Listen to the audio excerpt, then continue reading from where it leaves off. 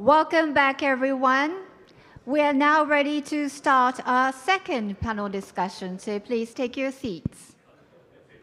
Let me introduce our four panelists on the stage.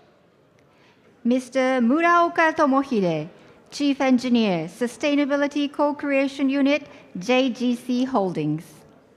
Mr. Anatol Fagin, EVP and Chief Commercial Officer, Cheniere Energy, Inc. Mr. Hamed Mohamed Al-Naamani, Chief Executive Officer of Oman LNG. Mr. Uchida Makoto, Senior Managing Director, Japan Bank for International Corporation. And our moderator is Mr. Gunnar Steck, the owner of Enquidity. Please refer to the handout or go to our website to know more about each panelist and the moderator. Okay, Mr. Steck, over to you. Thank you very much, and welcome from the stage. Welcome to panel 2 discussions today. This panel is about technological options for the LNG industry to decarbonize.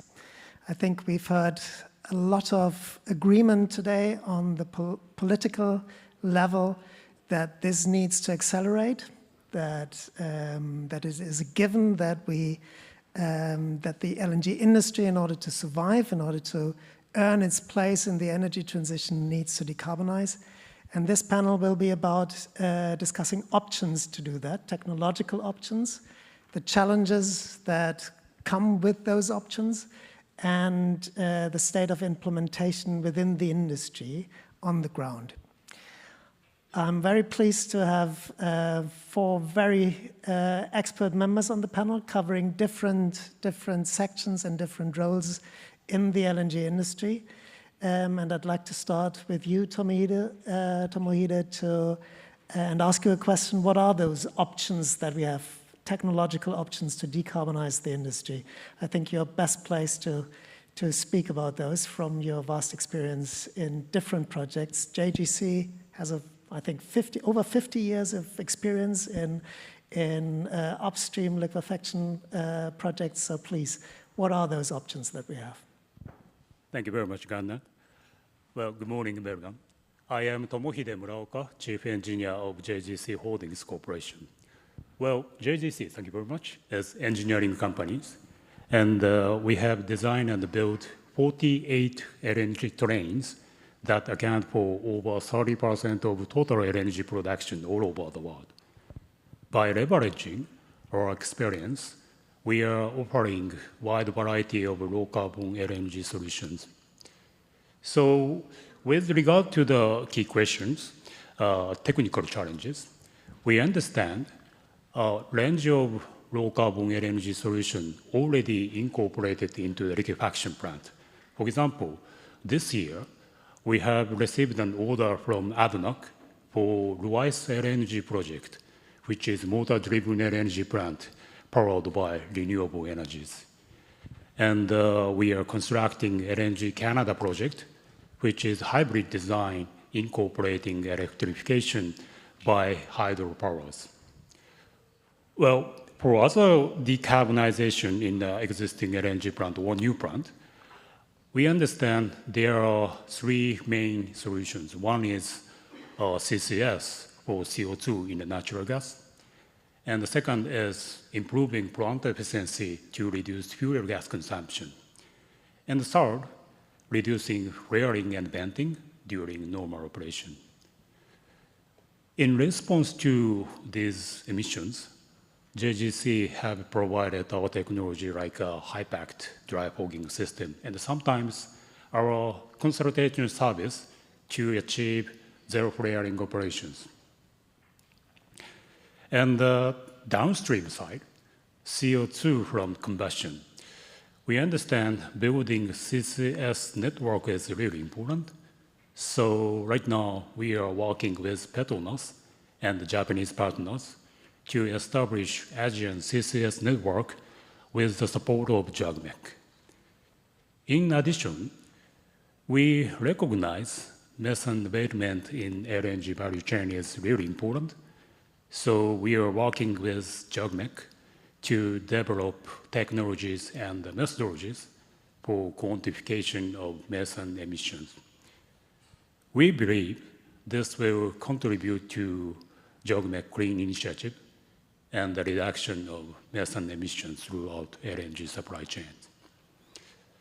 Well, promoting this low-carbon LNG solution, I think the cost is one of the biggest challenges. For example, CCS and the fuel replacement in the liquefaction plant will have a significant impact on the reduction of carbon footprint, but they are really expensive.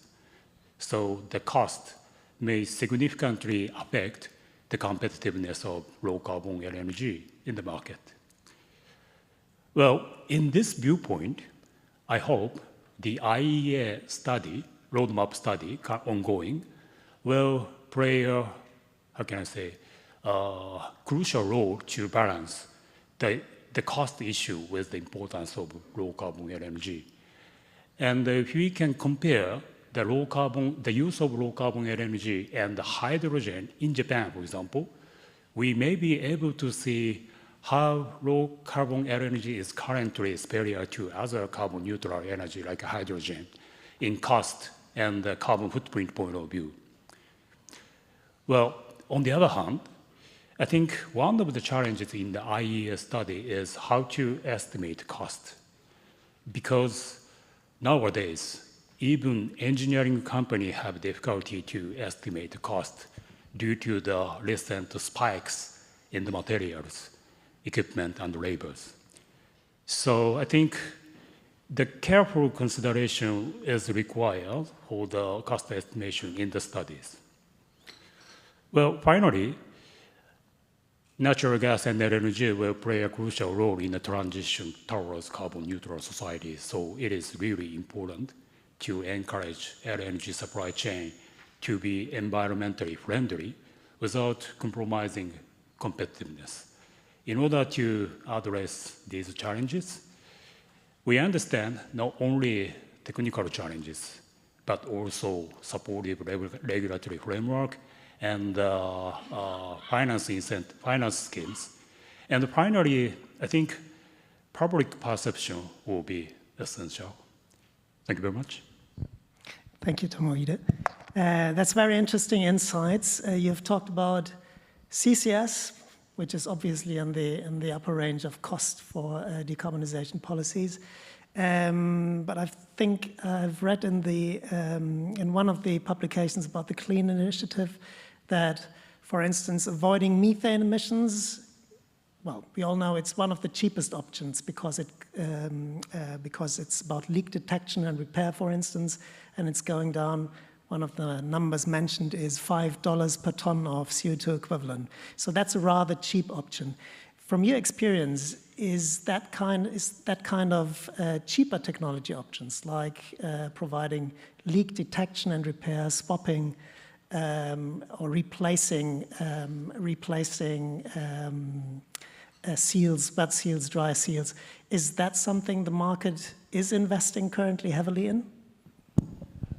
Well, to answer your question, yes, we have a market, but detection of the methane leakage from the energy sectors, well, we have provided methane detection system maybe 50 or 60 years ago, but the point is, the technology is just detect the concentration of the methane, not quantification flow rate.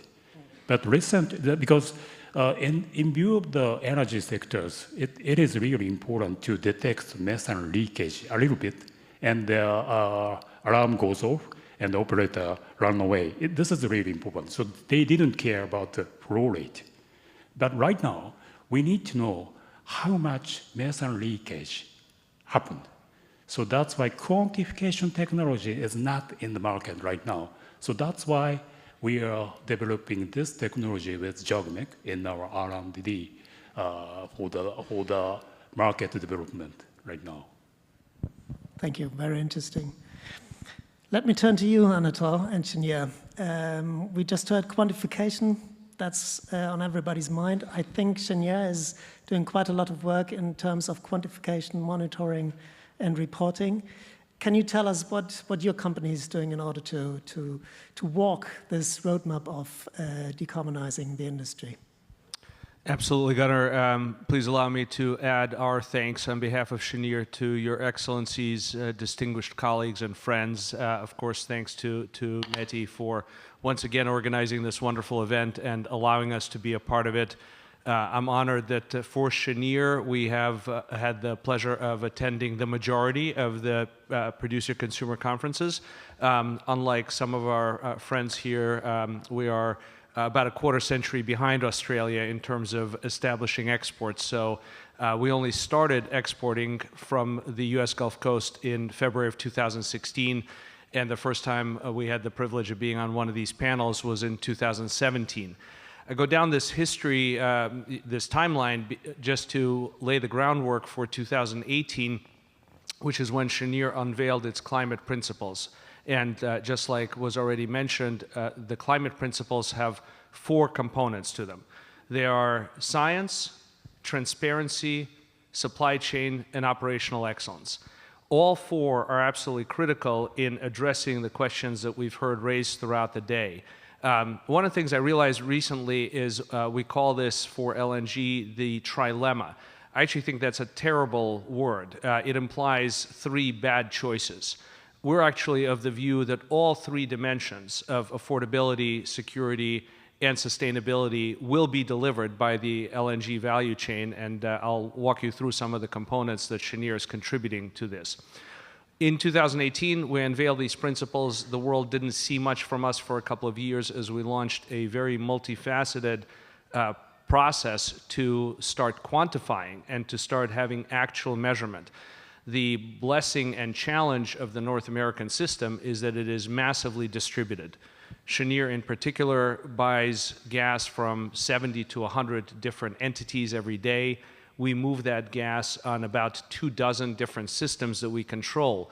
Very different than a lot of the fellow suppliers that are in this room that have a much more concentrated supply position delivering directly into liquefaction facilities.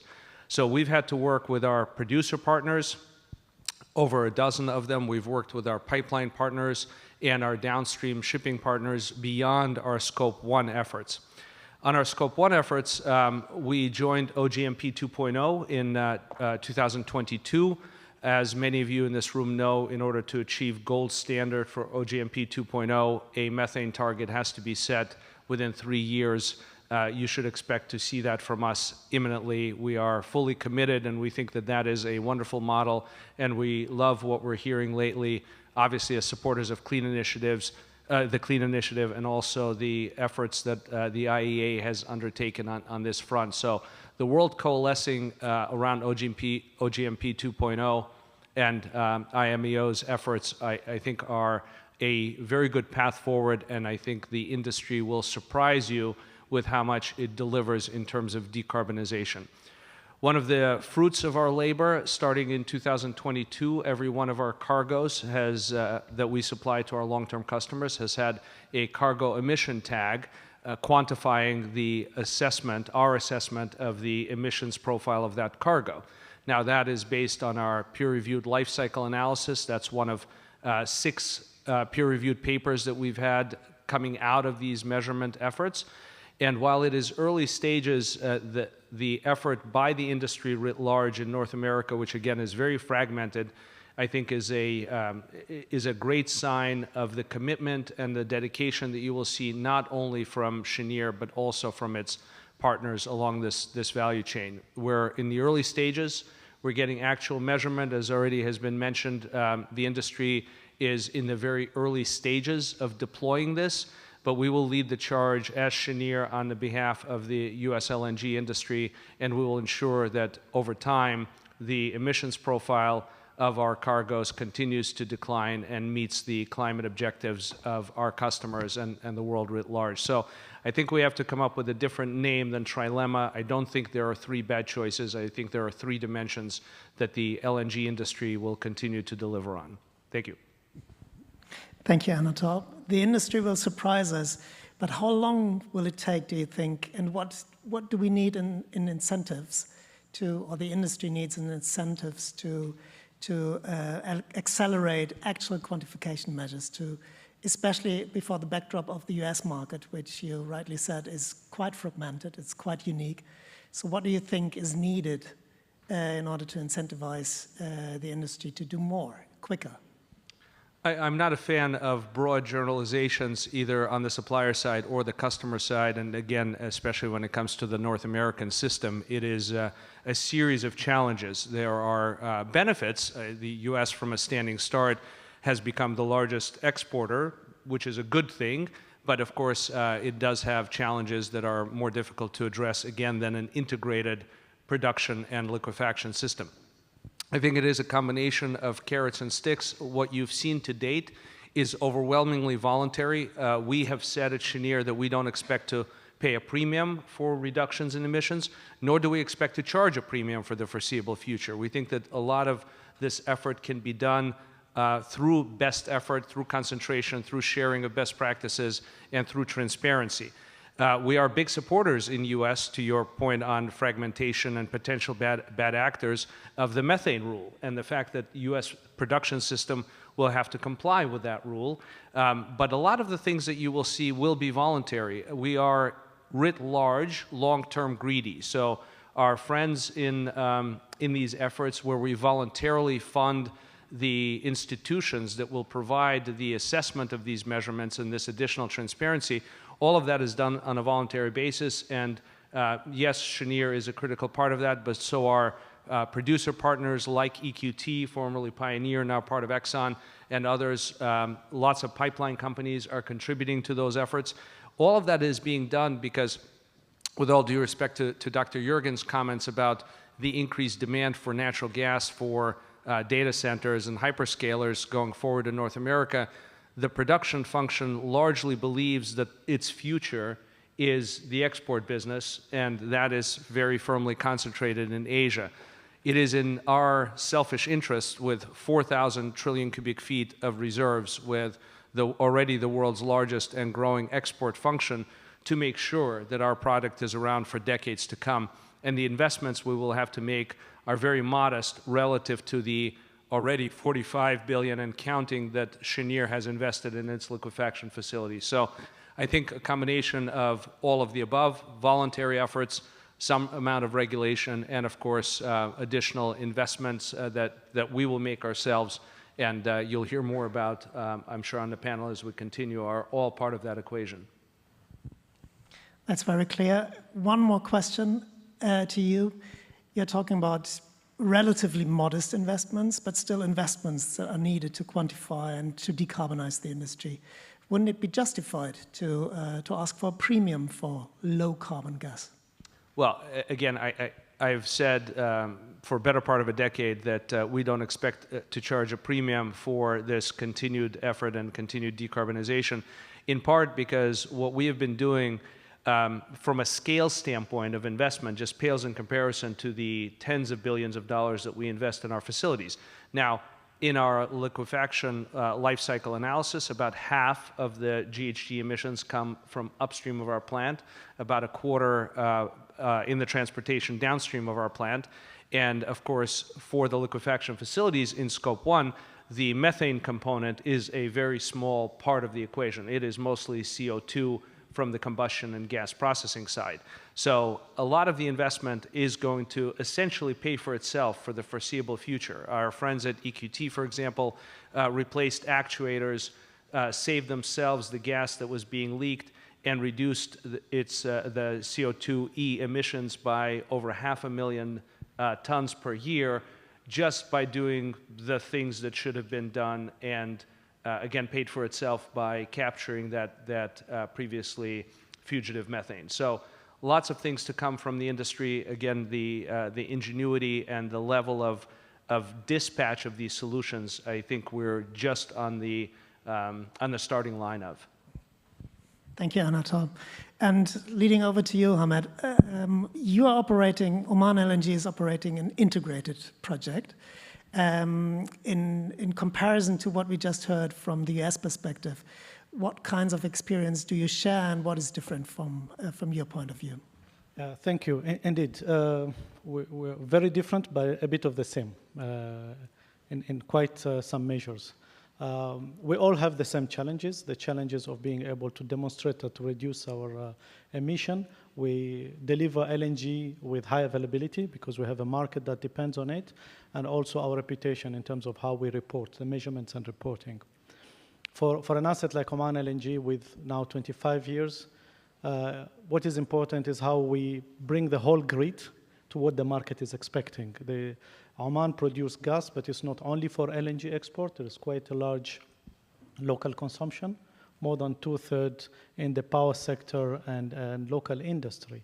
How do we bring them all to build this reputation that everything we send out add value and what is inside also add value? Integration is around a value shared. So scope 1, scope 2 discussion now happen on the table with everyone in Oman, chaired by the Minister of Energy and Minerals, and enabling all of us to be able to contribute and share lesson learned, but also justify our savings. We're not looking at it mainly from an investment with return at this stage, but rather from an investment to conserve this resource that is finite. Oman doesn't have the volume that some of our colleagues have, but what we know is that we'll have gas all the way to 2050. Gas will not be replaced, will not be on a carbon zero world, will be on a netted zero world, a carbon netted world, in which every carbon molecule will be accounted for and somehow compensated for. Yeah.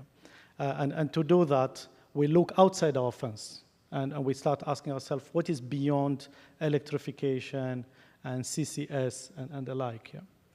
So 2 key directions. The first one that we have seen, which is of interest, and we really thank METI in Japan, but also technology think tanks and capabilities in Japan, is around methanation or e-methane. And we signed up for it very quickly. Interestingly, for a size like ours, there is about 500,000 tons of very concentrated CO2 that comes out within your process. That quickly, if you could connect it with hydrogen, you already can recycle a little bit of that and put it back into your system. And of course, we need to build scalability, and scalability will reduce cost, and we think that you will be able to put it in your system and leverage your liquefaction capacity and produce. Very promising. We know the US is looking into that. We're sure because Oman and Oman LNG signed up, and we are at a pre-FEED stage, and we want to see that progressing towards the later part of this decade. The second element is actually CCU. We look more at circular carbon economy, and what can we do around an LNG site or a power plant and be able to leverage those wastes. Just as an example, we happen to be lucky that there is an ammonia and urea plant within 3 kilometers from our site. They actually consume CO2 and they burn gas for that. And the question is now, do we give them some of our CO2 instead of burning gas? And they use ammonia plus the CO2 and capture it into urea. Actually, urea goes into plant and it's fully netted. We hope the regulator will notice this one. It's the ability to put these and net them up and create an economy that you will not really build a lot of costs and pass the costs down, but actually reduce costs for everyone. Could we leverage the cost of gas in Oman in a way that the urea plant will be operating? Some of our methane, CO2 will end up in methanation. We will capture as much wastes and losses into our product, so we enhance our production, and from there we are able to actually pay for a lot of this decarbonization. So the government direction is more CCU, a little bit less CCS, and a lot of circular economy, circular carbon economy, which is the e-methane, that we hope that we will see pioneered, but we also hope that a lot of other producers will jump on the wagon, because that's how we will reduce costs. Scale will increase, technology will be diversified, costs will go down.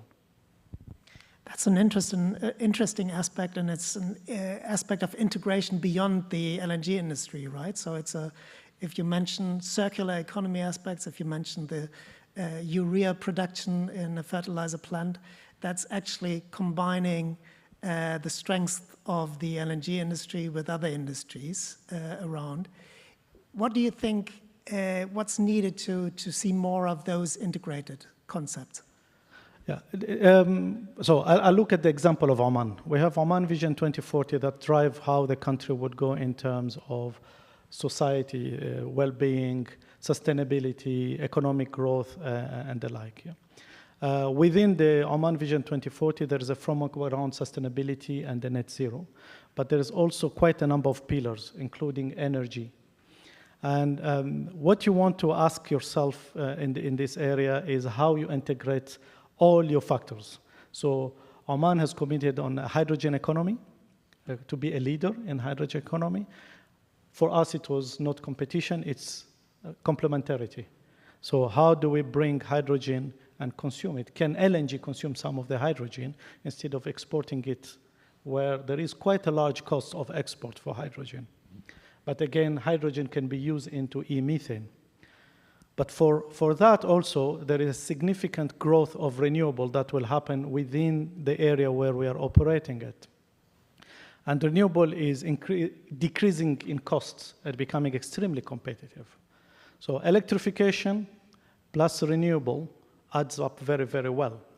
And I think our colleague said it quite well.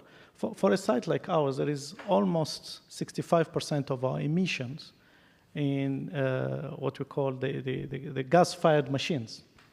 You electrify them, that's one stage. But if you still buy power from the grid, essentially you're moving from scope 1 to 2. But essentially what we would like to do in Oman is move it completely and net it. So wind and solar, that will complement each other between day and night. Battery is still very expensive, so we'll see when we get there. And use those green electrons to drive these motors and compressors, and from there significantly drop our emission. So sometimes we're jealous of countries that have hydro, but at time we're actually fortunate and we smile. We say, okay, maybe we got, nature gave us a second swing, yeah? So we get a reverse with the ability to leverage renewable in terms of complementarity between solar and wind and electrify. So technology is welcome. Competitive technology is definitely welcome. Can we afford to replace those machines? Yes. If the right time, the market follows with us, yeah? So they're prepared as well to work with us. The regulators follow with us and they're prepared. And we see that the investors, so renewable will not be done by Oman LNG, it will actually be done by another party. They will be better than us in renewable. Electrification, somebody else, they will be better than us, and we will focus on what we are best at, which is producing LNG and delivering it. That's how we approach it in Oman. Segmentation around the value chain, but with a clear goal. And all the segregated parts complementing each other. That's a very interesting and dynamic proposition, I think.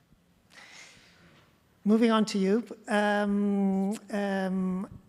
I think the investment part and the investor part and the incentives that public lenders can give in order for decarbonization of the industry is quite huge.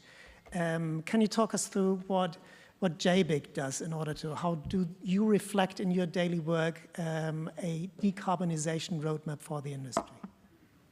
Yeah, thank you very much. Introduce me on the case of the energy production, produce and consumer company in Hiroshima.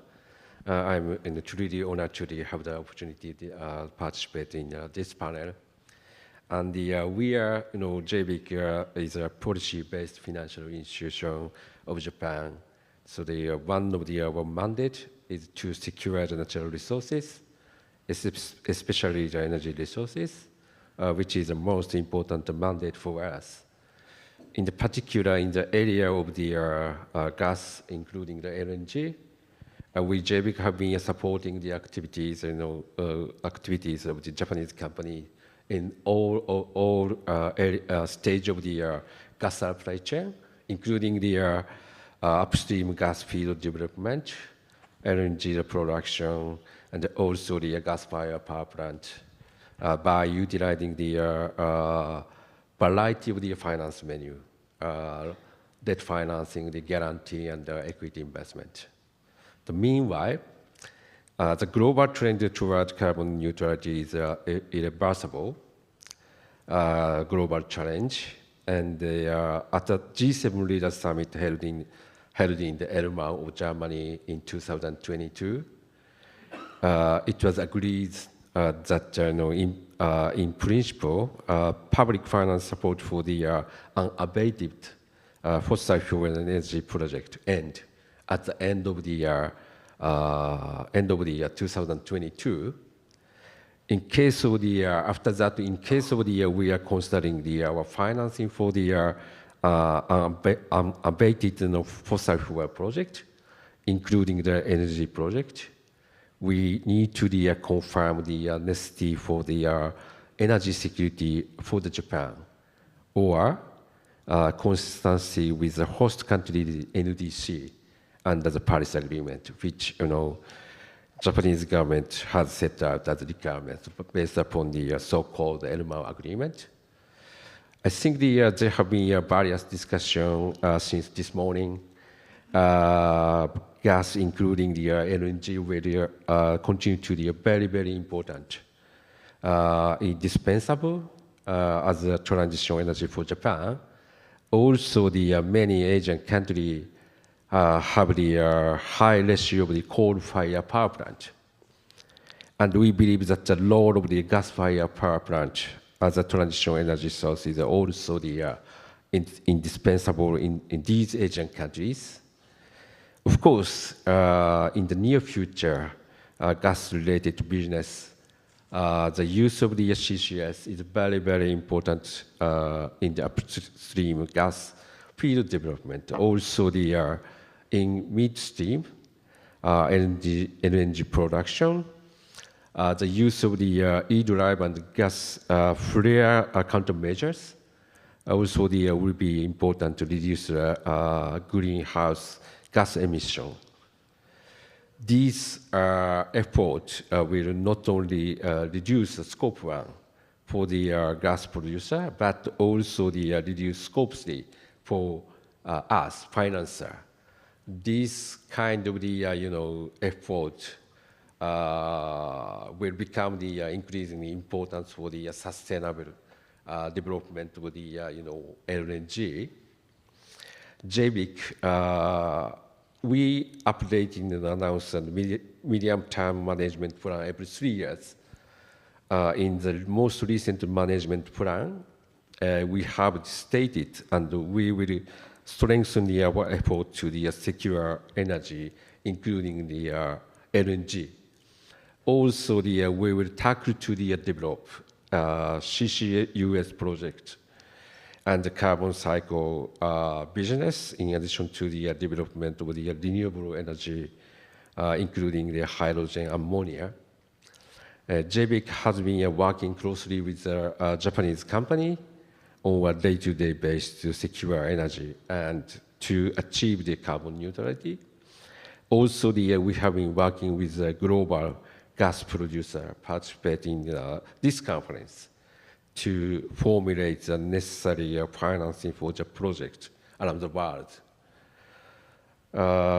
We hope to promote collaboration between Japanese company and global gas producer in order to steadily implement a global energy transition. That is our recent effort. Thank you, Makoto. One follow-up question. Straightforward, do you think there are enough projects for JBIC to finance and meet your guidelines in terms of sustainability? Or do you struggle to find good projects to invest in? Yeah, it's a little bit of a difficult question, but I don't think the finance is a sole, solution for the for the project utilizing the advanced technology. So it's quite important for us to how we can coordinate, how we can share the risk as cost among the related parties, including the lender and the sponsor and host countries. So then we should try to best practice. Then we will try to expand this kind of best practice to several projects around the world. Thank you very much. Well, I think this panel has discussed decarbonization options, technological options, before the backdrop of the IEA developing a roadmap for decarbonization in the LNG industry. If each of you would say, okay, I need to see this or that in that roadmap, it's indispensable to have that kind of focus. What would come to your mind, Tomohide?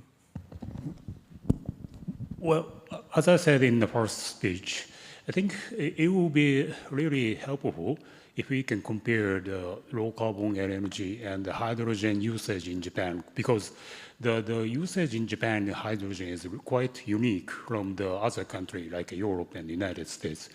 We have to import hydrogen with the liquefaction.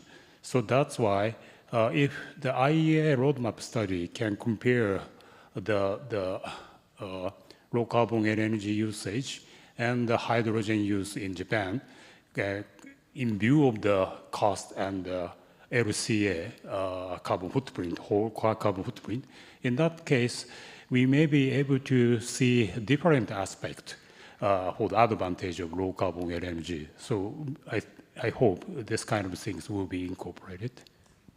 Very good. Anatol, do you have any specific ask for the IEA to focus on one thing? We've already talked about it a little bit, but I think one of the great things that we've seen over really the last year and a half is the coalescing around the OGMP 2.0 methodology, disclosure, partnerships. I think you asked me a question of what can be done.